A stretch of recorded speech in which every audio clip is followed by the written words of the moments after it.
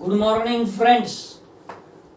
Integral ट्रान्सफॉर्मच्या lecture number 24 वर आज आपण आहोत आणि हा जो थेरम आहे कॉन्व्होल्युशन थेरम, ज्याचं आर्टिकल आहे 13.15, हे आपण शिकवायचं विसरलो होतो, तर ते आता शिकवत आहे.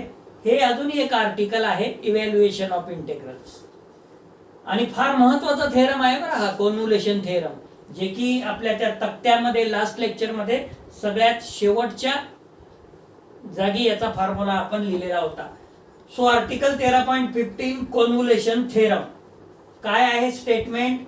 If Laplace f1 of t which is equal to capital F1 of s and Laplace f2 of t which is equal to capital F2 of s, then we have to show that Laplace in bracket integral 0 to t f1 of x into f2 of t minus x dx bracket complete which is equal to capital F1 of s into capital F2 of s, किंवा integral 0 to t f1 of x into f2 of t minus x dx which is equal to Laplace inverse in bracket capital F1 of s into capital F2 of s. हे आपल्याला result prove करायचा आहे. इथं diagram काढलेली आहे. या x axis ला t म्हणालेलो आहे आपण आणि या y एक्सिस ला x म्हणालेलो आहे. तर on this t axis everywhere किंवा कुठेही जरी आपण x इज इक्वल टू घेतली व्हॅल्यू तर ते 0 राहील आणि ऑन x एक्सिस आपण कुठेही जरी व्हॅल्यू घेतली तर t इज इक्वल टू 0 राहील. आता इथं जर विचार केला या व्हर्टिकल स्ट्रिपचा, तर इथला point x is equal to 0 आहे आणि इथं जे आहे ही स्ट्रेट लाईन असल्यामुळे इथं x is equal to t येईल. काय येईल? x is equal to t येईल. This is a straight line, this is origin.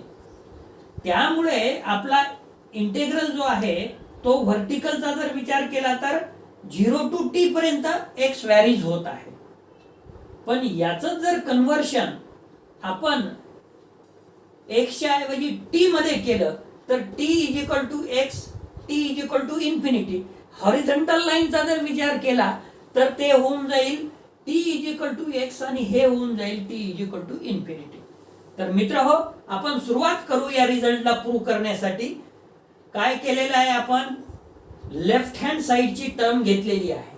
Proof मध्ये वी हॅव लाप्लास ब्रॅकेट मध्ये integral 0 to t f1 of x into f2 of t minus x dx. हे आपण left hand side घेतलेली आहे. आपल्याला right hand side capital F1 of s into capital F2 of s prove करायचं आहे. So which is equal to, with the help of definition of Laplace transform, integral 0 to infinity e to the power minus st in bracket integral 0 to t f1 of x into f2 of t minus x dx bracket complete ब्रॅकेटच्या बाहेर dt. हे with the help of Laplace ट्रान्सफॉर्मच्या definition. So that is equal to integral 0 to infinity integral 0 to t e to the power minus st f1 of x f2 of t minus x dx into dt. तर मित्रहो, हा जर विचार केला आपण तर हा integral with respect to x आहे आणि t व्हॅरीज, आपले x varies from x is equal to 0 to x is equal to t, x is equal to 0 to x is equal to t, म्हणजे ह्या व्हर्टिकल स्ट्रिप मध्ये आहेत. So where the double integral is taken over the infinite region in the first quadrant. ही diagram जी आहे ते first quadrant मध्ये आहे. Lying between the lines x is equal to 0 and x is equal to t. x is equal to 0 to x is equal to t. which is equal to, किंवा आता या इंटेग्रलचं काय बदल केलेला आहे बघा. इंटेग्रल 0 टू इन्फिनिटी जशाला तसं, इथं मात्र 0 टू t च्या ऐवजी इंटेग्रल x टू इन्फिनिटी केलं. म्हणजे काय बदल केलं बघा. इथं जी व्हॅल्यू होती x is equal to 0 to x is equal to t, याचं टी मध्ये कन्व्हर्शन केलं. म्हणजे कसं, t is equal to x to t is equal to infinity. त्यामुळे ऑर्डर ऑफ इंटिग्रेशन जे इथं होतं ना dt म्हणजे dx dt, तो काय होऊन जाईल आता, dt dx होऊन जाईल.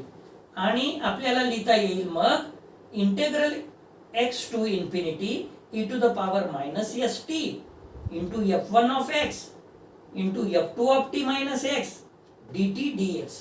काय बदल झालेला आहे बघा इथं x is equal to 0 to x is equal to t होतं, म्हणजे व्हर्टिकल स्ट्रीप ही. आता याचा बदल आपण, आणि इथं dx dt होतं, याचा बदल आपण t is equal to x to t is equal to infinity मध्ये. कारण की ही स्ट्रेट लाईन, या स्ट्रेट लाईन वर कुठेही बी t इज इक्वल टू एक्सच होईल.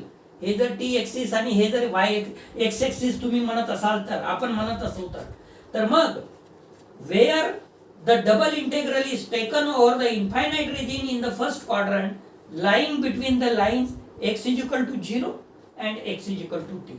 तर हा बदल झाला मग integral 0 to infinity integral x to infinity e to the power minus s t into f1 of x, f2 of t minus x dt dx. So which is equal to integral 0 to infinity e to the power minus s x नी multiply करायचं आणि e to the power s x नी multiply करायचं. म्हणजे दोघांची addition 0 येऊन जाते e to the power आणि it is equal to 1. काही फरक पडणार नाही आपल्या या टर्मवर. मग e to the power minus s x इथं e to the power plus s x लिहिलेला आहे. f1 of x in bracket integral x to infinity e to the power minus st आणि plus sx into f2 of t minus x dt ब्रॅकेटच्या बाहेर dx. So which is equal to integral 0 to infinity e to the power minus sx into f1 of x in bracket integral x to infinity e to the power minus s common काढला, bracket मध्ये t minus x राहिला into f2 of t minus x dt bracket complete ब्रॅकेटच्या बाहेर dx. So which is equal to integral 0 to infinity e to the power minus s x f1 of x bracket मध्ये जे integral x to infinity होतं त्याचं conversion 0 to infinity मध्ये झालं. कसं झालं हे बघू आपण. जर सबस्टिट्यूशन केलं t minus x is equal to z, काय केलं, t minus x is equal to z, तर dt is equal to dz होईल. ओके, आता बघा when t is equal to x, पहिले काय होतं आपलं, t x टू इन्फिनिटी होतं ना, आणि विथ रिस्पेक्ट टू t होतं, म्हणून t is equal to x, तर z is equal to 0. When t is equal to x, then z is equal to 0, and when t is equal to infinity, then z is equal to infinity. कारण की आपल्याला माहित आहे infinity हा concept एवढा मोठा आहे की त्याच्यामध्ये काही ऍड केलं किंवा काही सबट्रॅक्ट केलं तर त्याच्यावर काही फरक पडत नाही. आणि मी नेहमी वर्गामध्ये उदाहरण देत असतो, जे बॉलिवूडचे पिक्चर असतात ना, त्याला त्याची जे सुपरमॅन सारखे लोक असतात त्याला जर गनने असं मारलं तर तो कसा झटकते बॉडी, याचा अर्थ त्याला काहीही फरक पडत नाही. असा आपला हा कन्सेप्ट आहे इन्फिनिटी. इन्फिनिटी म्हणजे महासागरासारखं काम आहे. त्याच्यातून चम्मचभर पाणी काढलं तर त्या महासागराची लेवल काही कमी होणार नाही. आणि अशा तऱ्हेनं हे जे एक्स टू इन्फिनिटी होतं इंटेग्रल, त्याचं कन्व्हर्शन 0 टू इन्फिनिटी मध्ये झालं e to the power minus s z f2 of z dz आणि ब्रॅकेटच्या बाहेर dx. तर काय काय कॅल्क्युलेशन झालं याच्यामध्ये, on putting t minus x is equal to z बी झालं आणि लिमिट बी आपला बदललं.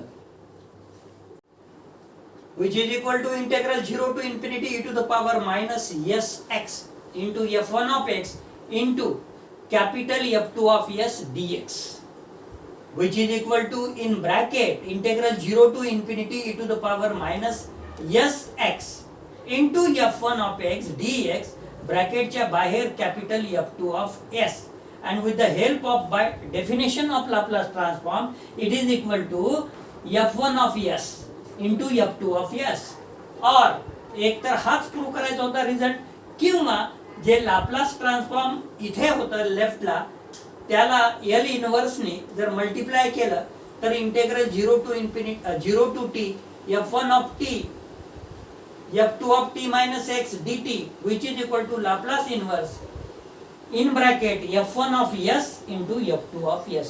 फार महत्वाचा थेरम आहे हा कॉन्व्होल्युशन थेरम. जेव्हा थेरॉटिकल पेपर व्हायच्या विद्यापीठमध्ये किंवा होत आहे त्यावेळेस हा theorem maximum times asked in the examination. आता ऑब्जेक्टिव्ह टाइप असल्यामुळे डायरेक्ट रिझल्ट स्टेटमेंटवर ऑब्जेक्टिव्ह टाइप येऊ शकते. सो नेक्स्ट आर्टिकल 13.17 जे की आपण राहिला होता इव्हॅल्युएशन ऑफ इंटेग्रल्स, म्हणजे 13.15 अँड 13.17. तर या युनिटचा हा शेवटचा आर्टिकल आहे, evaluation of integrals. So we can evaluate number of integrals having lower limit 0 and upper limit infinity by the help of Laplace transform. Last article in the sense आपण 13.19 ते शेवटचे दोन आर्टिकल याच्या आधीच्या लेक्चरमध्ये घेतले होते आणि हे दोन आर्टिकल राहिले होते, त्यामुळे हे घेतल्यानंतर आपला युनिट हा इथे संपणार आहे. याच्यावर अजून एक लेक्चर होऊ शकते एक्झाम्पल्सचं. So example 28 on page number 822. Evaluate integral 0 to infinity. काय म्हटलेलं आहे हे बघा. We can evaluate number of integrals having lower limit 0 and upper limit infinity. Lower limit 0 and upper limit infinity by the help of Laplace transform. Integral 0 to infinity evaluate करायचं आहे आपल्याला t e to the power minus 3t sin t dt. So solution we have integral 0 to infinity t e to the power minus 3t sin t dt. याला आपल्याला कसं लिहिता येते हो? याला आपल्याला लिहिता येते which is equal to integral 0 to infinity e to the power minus 3t च्या ऐवजी st, म्हणजे s is equal to 3 असलं पाहिजे, किंवा आपण जर 3 घेतलं तर असं लिहिता येईल आणि ब्रॅकेट मध्ये t sin t dt असं आपल्याला लिहिता येते. मित्र हो, लाप्लास ट्रान्सफॉर्मच्या डेफिनेशन नुसार याला which is equal to Laplace t sine t आपल्याला लिहिता येते. आणि तुम्हाला लाप्लास टी साइन टी कुठल्या टाईपनं कोणत्या थेरमनी आपल्याला सोडवता येते हे माहित आहे. कोणतं हो? Laplace t sine t into f of t which is equal to -1 raise to n dn upon ds raise to n capital F of s. तर इथे f of t is equal to sin t आहे. Laplace f of t is equal to Laplace sin t is equal to 1 upon s square plus 1 which is equal to capital F of s, आणि which is equal to -1 raised to n च्या ऐवजी यांची किंमत किती आहे? इथे 1 आहे. d upon ds यांची किंमत 1 आहे, त्याच्यामुळे -1 d upon ds f of s ची value 1 upon s square plus 1. याला which is equal to -d upon ds s square 1 bracket मध्ये त्याला पॉवर -1 जर न्यूमरेटरला नेलं तर, आणि त्याची डेरिव्हेटिव्ह आपण आता काढू. So which is equal to minus in bracket ते -1 in bracket s square plus 1 raise to -2 into derivative of s square plus 1 is 2s. So this minus plus which is equal to 2s upon s square plus 1 whole square. But we already here s is equal to 3, हे s is equal to 3 आपण घेतलेला आहे, त्याच्याशिवाय त्याला डेफिनेशनच्या form मध्ये लिहिता येत नाही लाप्लासच्या, म्हणजे s is equal to 3 आपल्याला सबस्टिट्यूट करावं लागेल. So which is equal to 2 into 3 upon 3 चा वर्ग प्लस 1 ब्रॅकेट मध्ये त्याचा वर्ग. So which is equal to 3 into 2 म्हणजे 6, 9 प्लस 1 म्हणजे 10, 10 चा वर्ग 100, आणि याला जर भाग दिलं तर which is equal to 3 upon 50. तर आता आपण एक एक्झाम्पल घेतलेला आहे कशावर? इव्हॅल्युएशन ऑफ इंटेग्रल वर. आणि या लेक्चर मध्ये आपण आता इथेच थांबणार आहोत. पुढचा लेक्चर जो आहे आपला तो युनिट फर्स्टचा लास्ट लेक्चर होणार आहे, त्यामुळे आपण इथेच थांबू.